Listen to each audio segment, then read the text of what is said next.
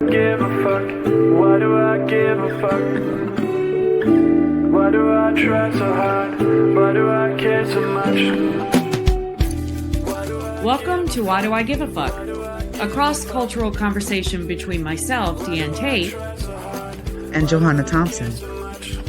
In these times of great struggle and possible shift, we ask ourselves, why do we give a fuck about any of it? How does the lens we see the world through impact what we see? And what do we do about it?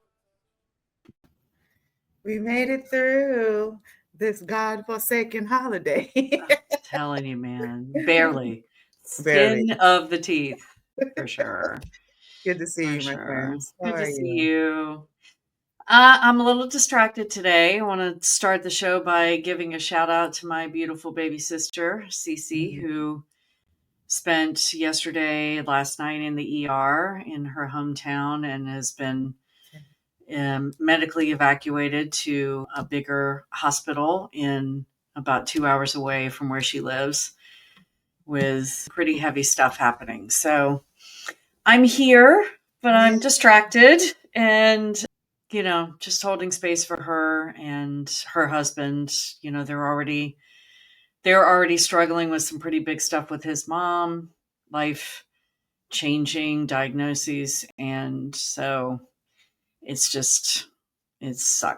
And, we're coming up on the year anniversary. This is the first Thanksgiving without my mom.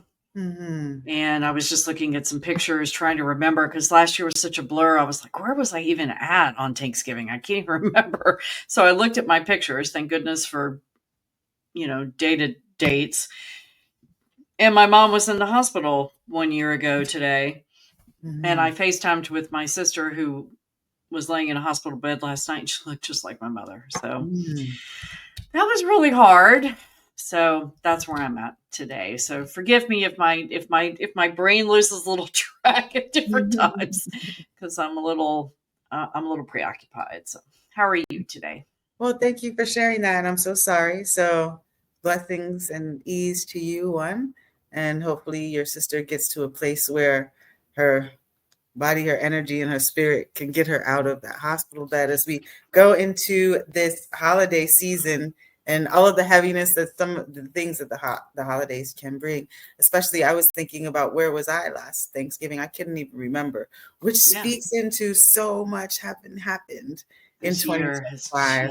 This year has literally been one of the most difficult years of my entire lifetime. And so to take pause for that. And for anyone out there who's listening to us that is going into the holiday with some sort of heaviness or having had a really difficult year, we feel you.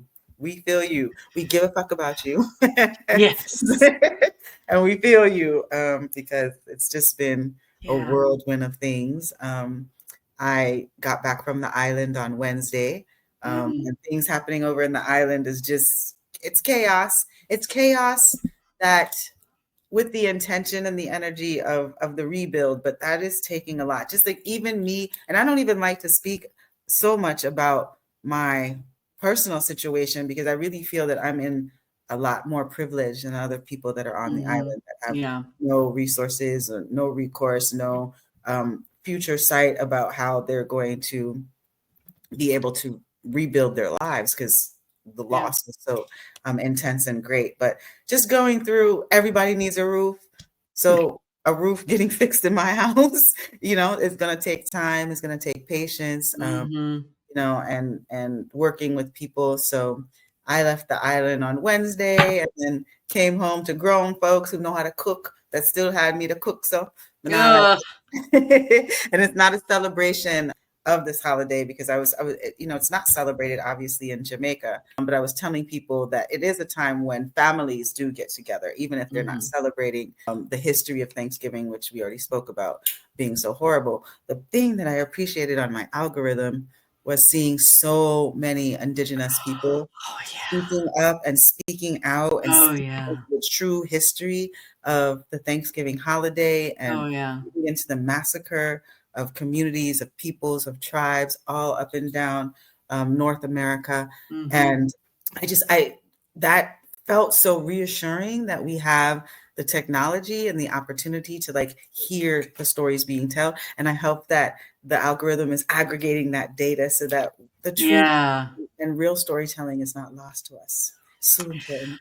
I too, my algorithm was full of Indigenous platform profiles yesterday, and one of them just took my breath away. It was I might see if I can find it. I shared it on my stories, but it was an Indigenous woman singing in an traditional Indigenous language. I don't think they did name the language, but I don't remember what it was. I'll have to try to find it, but it just took my breath away. It was so beautiful. And so, yeah, that was a healing piece for me yesterday, was that every time I went on the socials, I kept seeing, unfortunately, I was also still seeing a lot about Gaza, because the people of Gaza are going through such horrendous rains right now. But some good news about yesterday was that that the young man, the 16-year-old Palestinian American Mohammed Ibrahim, who had been taken by the IDF about 7 months ago. 16 years old, this young boy is, and he's been in an Israeli prison, tortured, beaten, starved, and he was released yesterday back to his family. Yes. He lived in the West Bank. He was abducted in the West Bank, and he was released yesterday. And so that was kind of a piece of good news that started my day. And there was a lot going on. Yes. The start of the holiday season in the US and really around the world. Everyone celebrates the end of the year in some way. And celebrating faith in some way. This year could not be done fast enough for me. Although I'm getting married on New Year's Eve, so I'm excited about that. Well, that's like the kickoff. That's going to be the kickoff for the 2026 to be, because dear God, it cannot stop fast enough. But it is official. It's official that we're here because it's this Black Friday thing that capitalism does in the US. And it's one of the things we decided that we were going to talk about, some of the things that we don't give a fuck about. As we always are focusing on the things that we do, but one, to make light of, going into holiday season with all of the heaviness that can come up around the holiday season. It's probably important for us to think about the things that we don't give a fuck about. One of those, we said, both of us, you said Black Friday, and I said I give a fuck about it because there is a specific movement that's happening in the Black community that always happens, but it's been elevated this year because of all of the happenings throughout 2025 that has been a violation to non-white communities. And I was saying I didn't give a fuck about it because I don't give a fuck about it. I'm like, I don't honor it, I don't acknowledge it, and I'm not spending any money. And then, to your point, the ask to go even a step further is to not spend any money through December 5th, which takes us past Cyber Monday and all of that. Now, it does include Giving Tuesday, which is typically a day that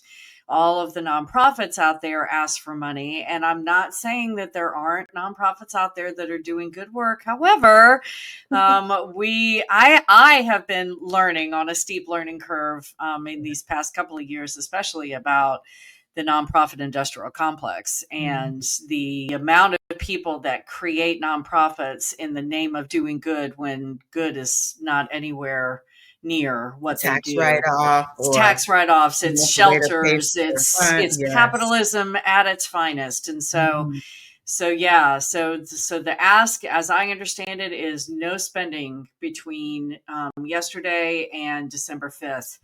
And that's really hard for people because they see those sales, man. But all of that is capitalism. That I think we said it in the last episode that we're not celebrating Thanksgiving, but this whole next week is really a celebration of capitalism, which just makes my stomach turn. So that's why I don't give a fuck about Black Friday.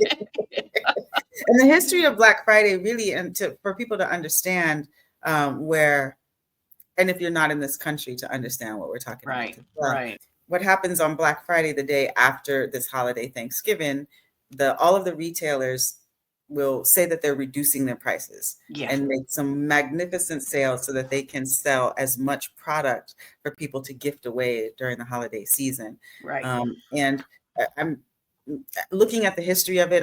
There's a thing that happened in 1863 where there was a change of the dollar and gold and all that kind of stuff in the U.S. that caused people to like have a shakiness. And then there's also some storytelling from the internet about the 50s and the 60s where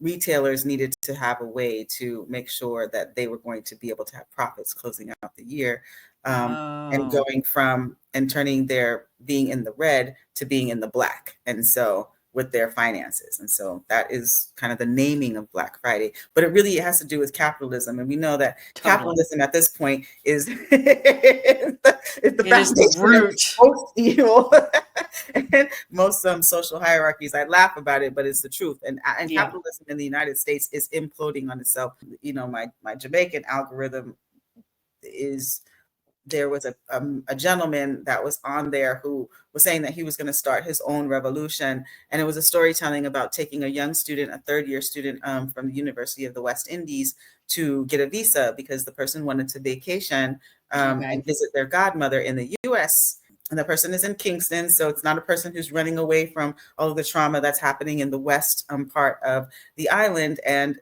it cost about 30,000 Jamaican dollars, which is $183 US, for someone to just even go to have a conversation with someone to try to get a visa.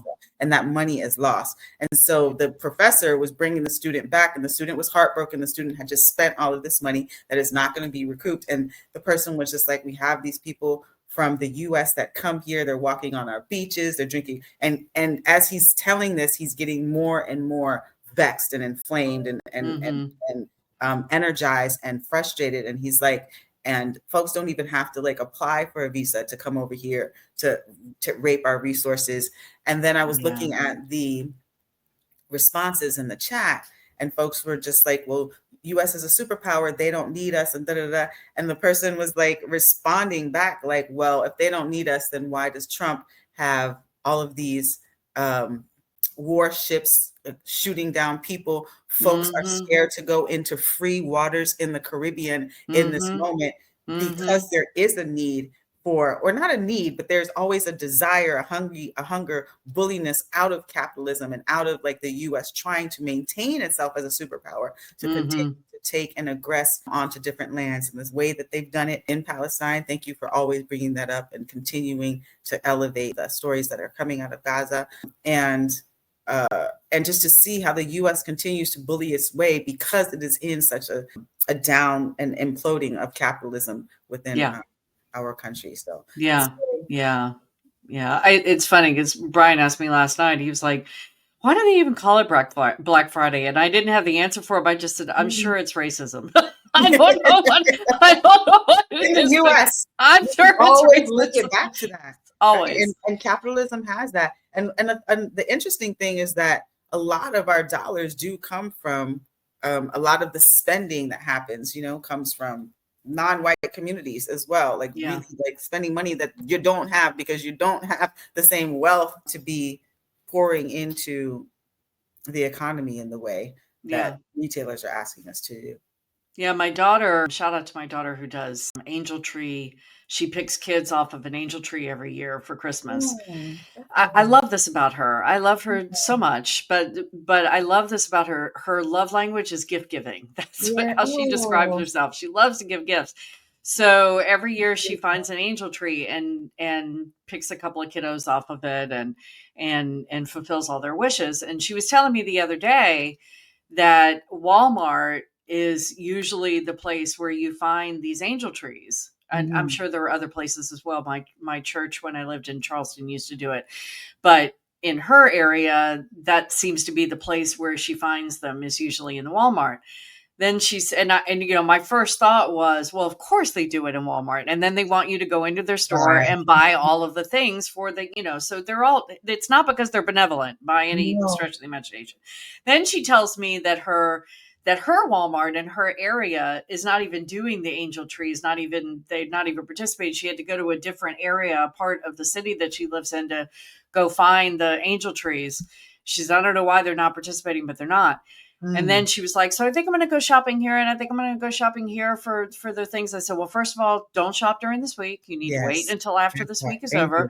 And then second of all, I said, don't shop at Walmart, because if they're not going to, to be supporting the angel trees in your area, what is going on? Then screw them. They're not getting your dollars. I said, go find some small. She's like, well, Toys R Us doesn't exist anymore. And, I mean, these kids are all little, and most of what they want is toys. And I said, well, do some research, do some searches, find some mom and pop toy stores. You may not get as much bang for your buck, so to speak, in terms of quantity, but you'll get quality and you'll support smaller businesses. So it's just trying to help her kind of think through it a little bit and do her, her 28-year-old brain. But yeah, that's one of the, it's all about, I mean, I'm glad that on the end of an angel tree ask that there's a kiddo that gets something that maybe they wouldn't have gotten at Christmas.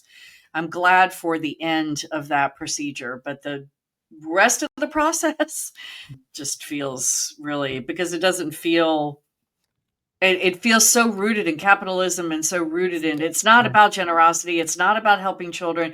I got that wrong. She didn't go to another Walmart. She went to Salvation Army. They're another organization, which is another one of those 501c3s. Those foundations.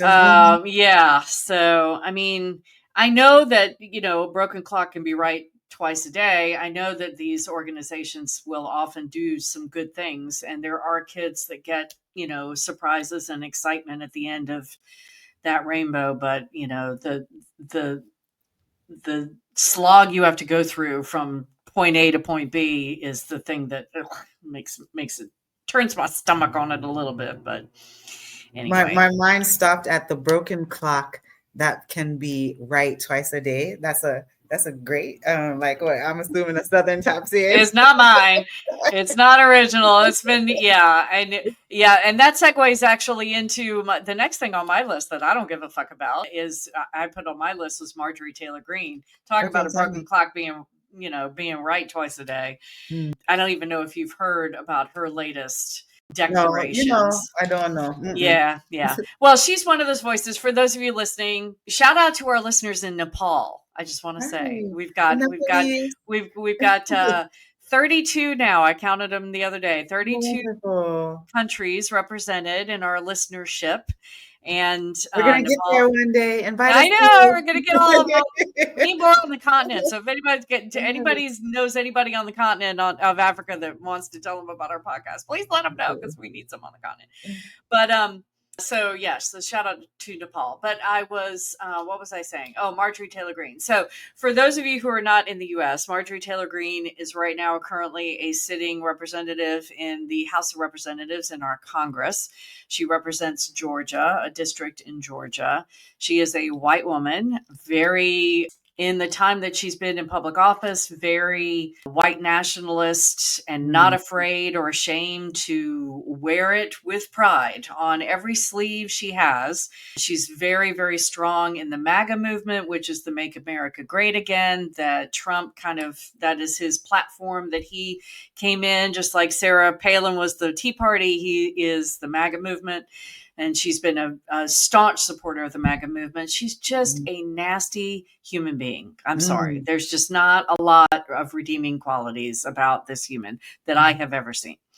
So of late, and I don't know, I started seeing her change around Charlie Kirk's assassination, who is another MAGA supporter, Christian nationalist that was killed. I'm not even going to say assassinated because that's just too hoity for him. He was shot and killed, I don't know, some months ago. And I don't know, there seemed to be a shift. I started seeing her making speeches and talking about things that I actually agreed with her on, which was like, hell is freezing over, and yeah. So of late, so her most recent, so she's had seemingly this change of heart. She's been a big supporter of releasing the Epstein files, which are, Epstein was a child trafficker and child predator who was convicted of such, died in prison. They said died by suicide. I think he was murked. and the files that name people of all of this sex trafficking of girls and young women, the names of the people that took part in this trafficking with him have been, greatly suppressed and hidden. So there's been a lot of call for the Epstein files to be released. So anyway, she has been on that bandwagon bigly. And then this past week, she, here I am saying I don't give a fuck about her, but I'm just giving context. Yes. So this past week, she has now announced that she is resigning from her position in Congress at the end of the year. And that she just couldn't stomach being, yada, yada, yada.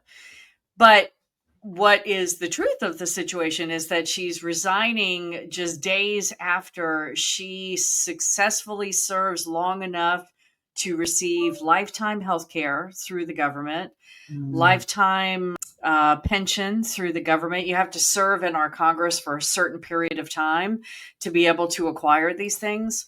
And miraculously, she will have hit that deadline just a few days before her resignation.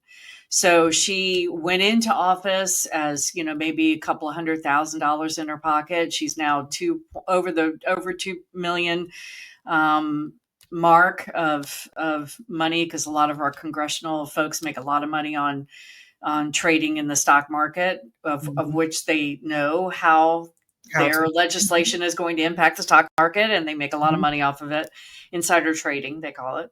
So I said all that to say, the reason I don't care about her is because people are like, in some ways, excited that she's like, all of a sudden, maybe she's had a change of heart. Maybe she's become a real human. Maybe she's started to care about other humans. And, so I'm hearing, though, that she's not as staunch a supporter of the MAGA movement. Is that she has gone so far as to say that Trump is a grifter, that he is, and he has summarily, said that he is dead to her, which to most elected officials mean you're not going to get reelected. I see. Because he's going to primary, he's going to pump somebody up that's going to come in and take your seat from you because he doesn't like you anymore. She made him mad on the playground. Have they been talking about who would be replacing? No, they haven't gotten to that point yet, but I'm sure it'll be a lackey. It'll be a Trump lackey. So that's why I don't give a fuck about her, is because too little, too late. I don't believe it. I don't trust it. She just, you don't get to be that nasty and that despicable and then turn around after the deadline has passed for you to have your life set up for the rest of your life and go, of taxpayer dollars, after you have also harmed a number of U.S. citizens. Yes, the way that you initiated your position of power as a representative, representing only a small fraction of what is necessary and needed for us to have a actual America that is in consideration of a lot of people. I'm thinking of a really good friend of mine who I got to see, and he had a red MAGA looking shirt on. So of course I'm like, what? I fell in love with this sweatshirt because it does, and the person is huge. Like he's a big. So it's like a billboard, not just a sweatshirt. This big bright red sweatshirt on this 6'10" human being, and it says, "Make America," and then it says, "Not racist again." And I was like, when I saw that, because I had to do a whole double take, and I'm like, what are you wearing? And then just to see like the focus that it brings in and like the messagings that it brings in.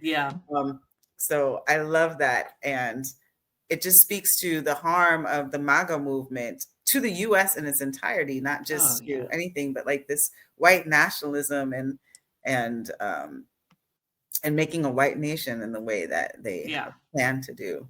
The only pushback I would have for that, because I've seen that on hats where people wearing the red hats and it says "Make America," is the not racist again. Like when has America ever not been racist, right? In the U.S. Before it was colonized, right? But then it wasn't the U.S. So, right. So let's get back to that. where we're not just considered America, which is North Right. and South America, and the Right. U.S. Right. being the superpower that Right. it has existed as, because it's Yeah. not anymore. It's just not there anymore.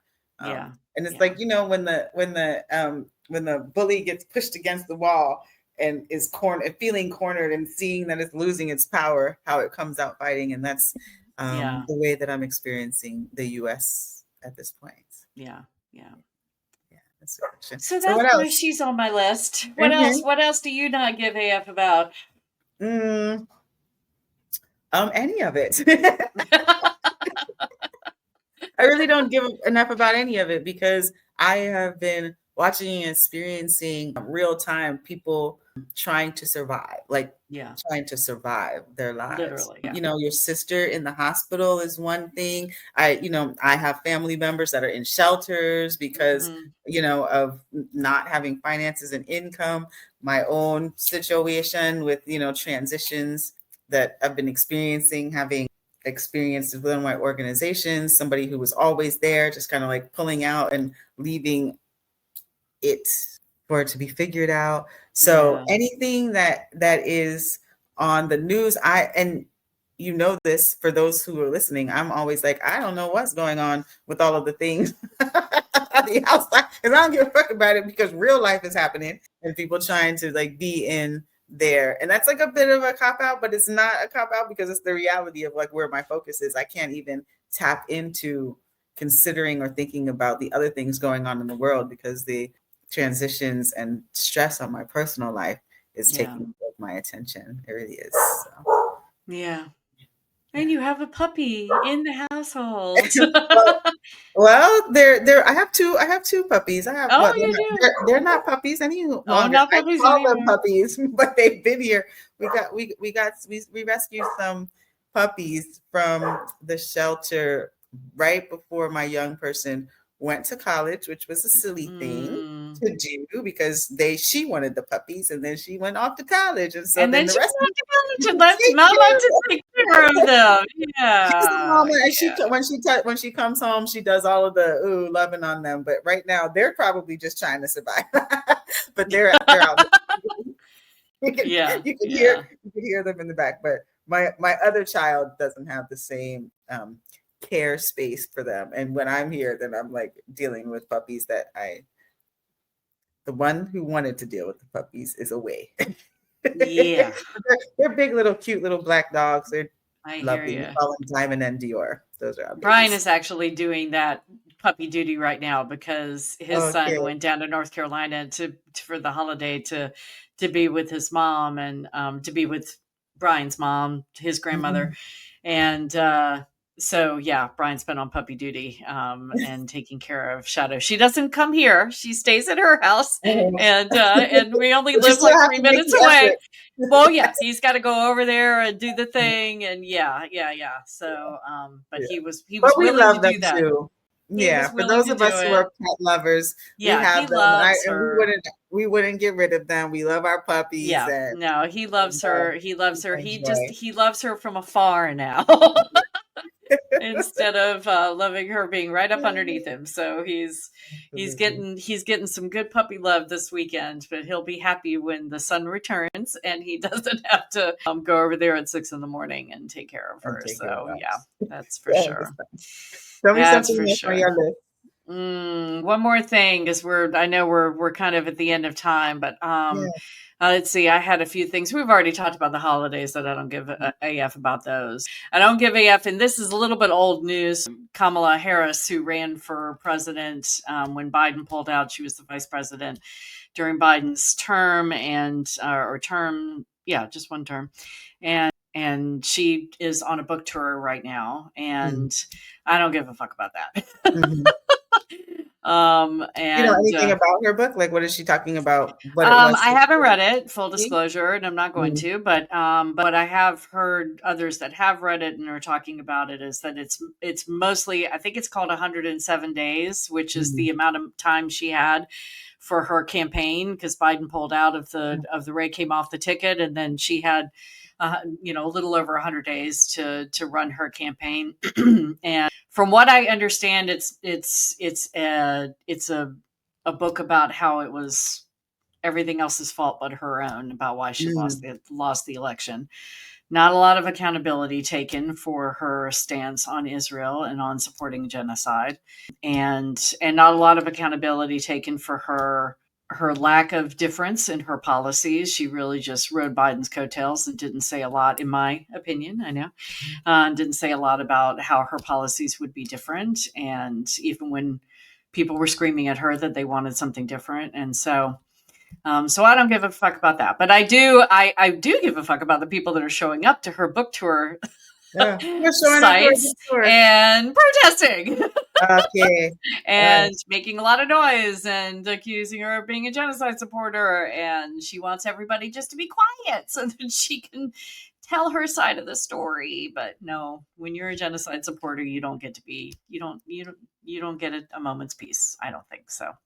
Yeah, I you know me and my restorative practice energy self would be curious to know what it is, to know what is her position and like what her experience during that period in time was, just because I always love to hear how people come into a space and come into their understanding. And then I also, my initial thought about wanting to hear what she has to say is so many opportunities when Black women don't get heard.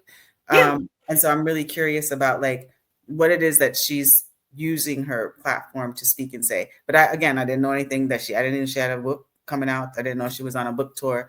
I didn't know anything about what it is that she's doing, because I'm not invested in anything that has to do with continuing to support this whole white nation. And if you're playing in it in the way that our representatives are playing in it, you're playing in it.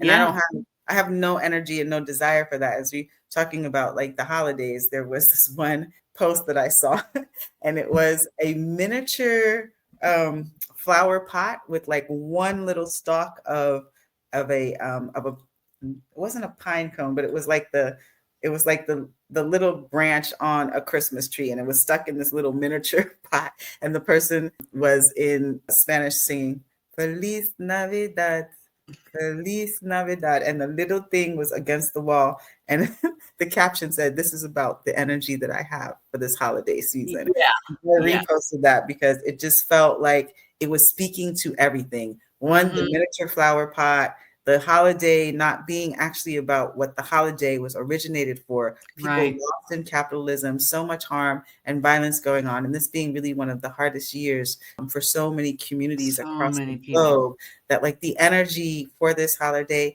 is really, I'm hoping, about personal spirit and human connection.